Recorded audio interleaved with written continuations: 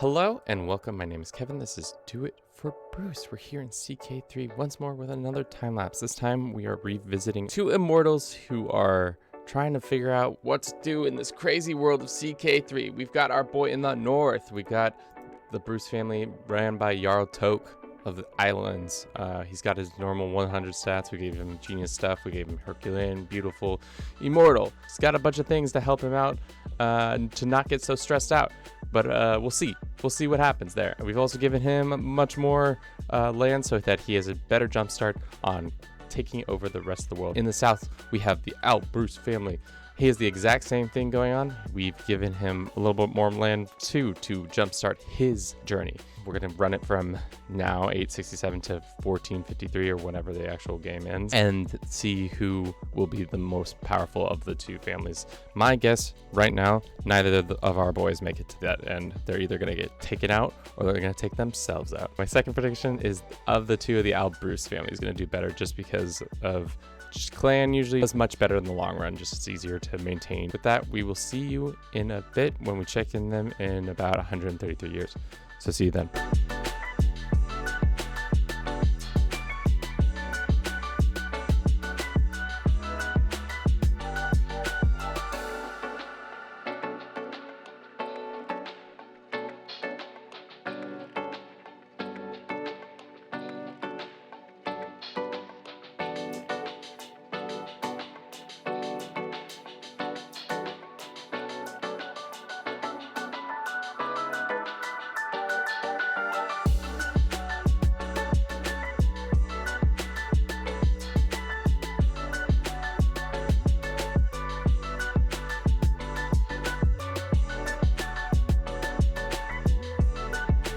133 years in the future, the year 1000. Lovely stuff. Let's check out our Norse boy. It looks like Toke, the Bloodfather, is king of Scotland. He's got quite an impressive force already, and he's already become disfigured. That's unfortunate. Let us look at his languages. He's got Norse. Let us look at his different artifacts. It looks like he has some just okay artifacts. He has the Bruce Saga. I'd be interested in reading a truly epic song of glorious Bruce family. He is switched from Norwegian to Norse, Norse to Norwegian, but I think that's what happens when you leave the homeland. And it looks like his religion is still unreformed, but he's doing some pretty good work in consolidating the British Isles. Then let's go down here and see. Yep, he's still kicking. He's just under the yoke of the Ismailid family. Mir Hassan, he is still Ashari, still Yemen. He doesn't seem to have learned any languages. He's got not as large of a force, but he's still pretty powerful at this given point in the game. Probably could take over the world with that many troops if he was the only living immortal. His number of artifacts. It looks like it's funny because both of them don't seem to have invested heavily into their artifacts. They just seem to have low tier artifacts.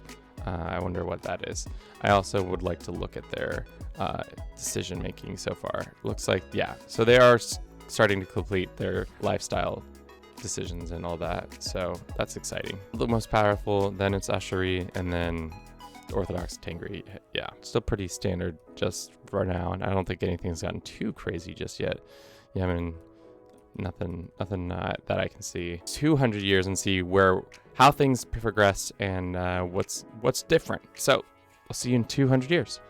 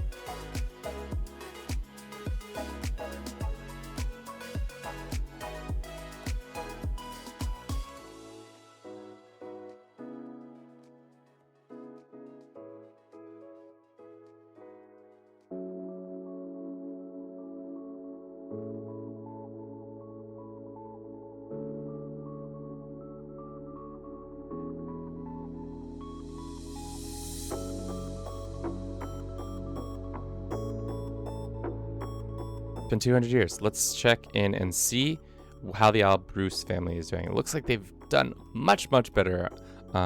They've expanded, they've broken free, they've taken most of, it looks like, the eastern half of Africa and have finally become learned in multiple languages. Let's just check out his court. It looks like they're starting to have more artifacts. He has 2 swords of Muhammad. I'm glad to see Muhammad had 2 swords. His culture hasn't really changed. It doesn't seem like he has started to increase some of his different pillars or traditions have been added, which is awesome. It looks like he's starting to somewhat spread it around this area, but for the most part still staying the same. As for our boy in the north, I think he has moved on from this realm. Looks like he unfortunately committed suicide and now is no longer with us, but he was able to make this sprawling empire that encompassed multiple kingdoms, it looks like. So unfortunately he is dead, but his family still resides and is kind of in complete control of his empire still a little bit. Things have somewhat begun to fracture. It looks like the Byzantines are also trying to get in on this action of world conquering and having a good time. And I think the Al-Bruce family is about to absolutely destroy them in the next time lapse. They're going to probably start cutting them up into different slices, and then the Mongols will show up and do some more fun things. Religion, it looks like Asatru, it might be the top faith now, or at least tied for second. Nope, Ashari, and then Catholicism is still pretty dominant. But I'm glad to see that our boy was able to reform it before he kicked the bucket. Divergence and drift, a lot more Norwegians in places that you wouldn't feel like would be true. I'll see you at the end of the game. We will end our story there. Okay, see you then.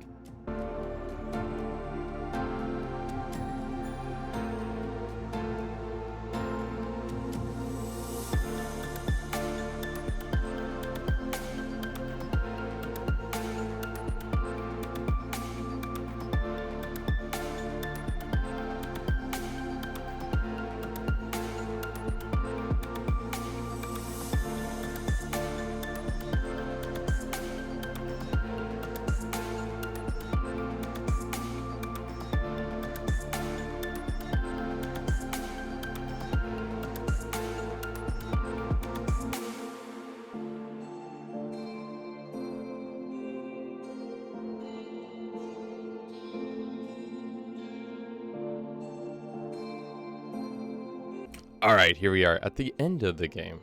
Looks like, for one, the Al-Bruce family is the one more popular than the other. Norway, our Norse brethren of Bruce, is about to probably fall apart midst of a nasty little civil war. So then let's look at the Al-Bruce.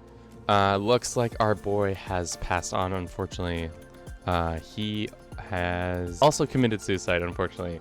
Our boy Hassan has left the world at the ripe old age of 562 years. We missed him by 50 or so years, which is unfortunate. But he was able to expand his family pretty far into taking all over Turkey and that stuff. So he did stay Yemen.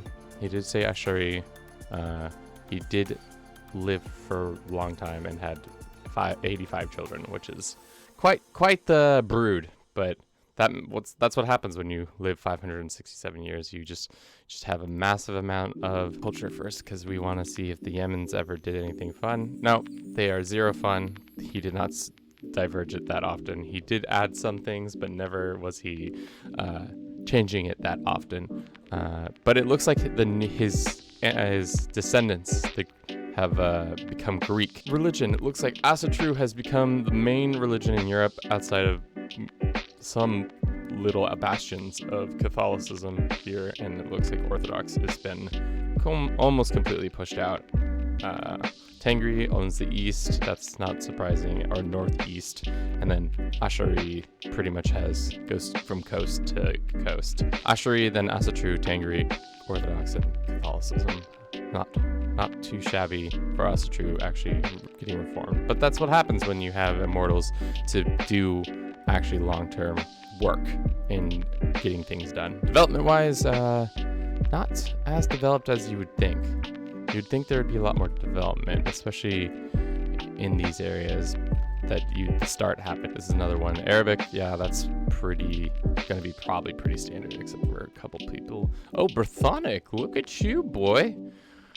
Oh, because you're Pictish. Oh, that's interesting. This is just a bunch of wild. Welsh, Anglo-Saxon, we got Northumbrian, we got Scots, we got Umbrio, Anglo-Saxon, and then we have some Swedish. But Brythonic is the language that rules here. The rest of the world, it's Arabic. It's how the kingdom map mode worked. Looks like, yes, this one got expanded a little bit more. I was thinking that Norway would have more, but this is actually pretty standard except for this little expansion there. And then, yeah, pretty standard stuff. Empire-wise, Alberus is taking over. Norway has a lot more lands just because they own kingdoms in these places. But Britannia still somehow always seems to survive in Wales or Ireland for one reason or another. But that's where I think we'll stop for now. Thank you so much for watching. If you enjoyed this, don't forget to comment, like, and subscribe. Tell your friends, tell your family, tell your loved ones, and have a good rest of your day. Ciao.